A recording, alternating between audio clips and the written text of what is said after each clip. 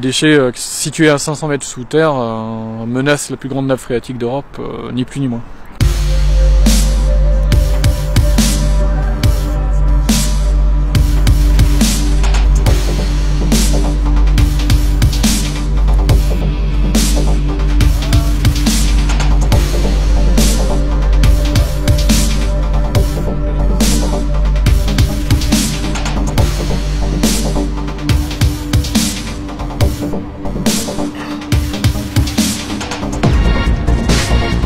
D'action concrète sur le terrain, quoi, de partage, de connaissances. La seule solution qui s'offre à nous, c'est de sortir les déchets de Stocamine.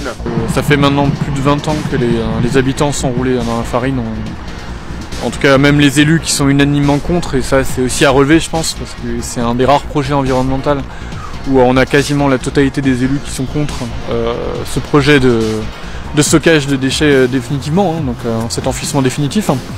Donc si on est contre, c'est parce que c'est une aberration depuis le départ. C'est une aberration à la fois en termes environnementaux, c'est une aberration en termes démocratiques, parce que effectivement les habitants qui se sont toujours prononcés contre le fait qu'on enfouisse définitivement les déchets, on n'aura pas demandé leur avis, et donc c'est une décision qui vient d'en haut, qui est imposée par la force, voilà, depuis les ministères. Donc c'est en cela qu'à mon avis, ce projet il doit être combattu jusqu'au bout. J'ai entendu parler d'occupation permanente des lieux. Je crois que c'est une solution qu'il va falloir envisager sérieusement. Merci, bravo. Et il faut quand même réfléchir à l'organisation de cette occupation. Faut pas laisser trop de choses au hasard. Donc, moi, je vous propose qu'on se donne rapidement, 2, 3, 4 jours de réflexion avec vous, pour envisager la suite. C'est vrai que ça peut partir dans la durée.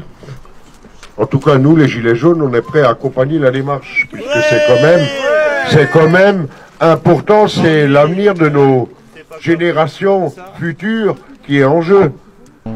On est obligé de passer par une étape supplémentaire, par une autre dimension, à savoir la résistance active à ce projet, la désobéissance civile et puis non violente.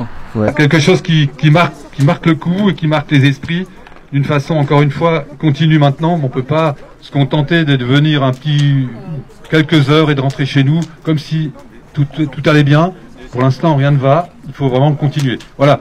Surtout qu'on avait le rapport des parlementaires qui avait dit qu'on pouvait tout déstocker, le rapport du BRGM qui avait dit que techniquement c'était faisable, même si difficile et coûteux. Ouais. Donc voilà, on comprend pas, on tombe des nues. Si on enfouit tout, le coût environnemental, le coût pour les générations à venir sera énorme.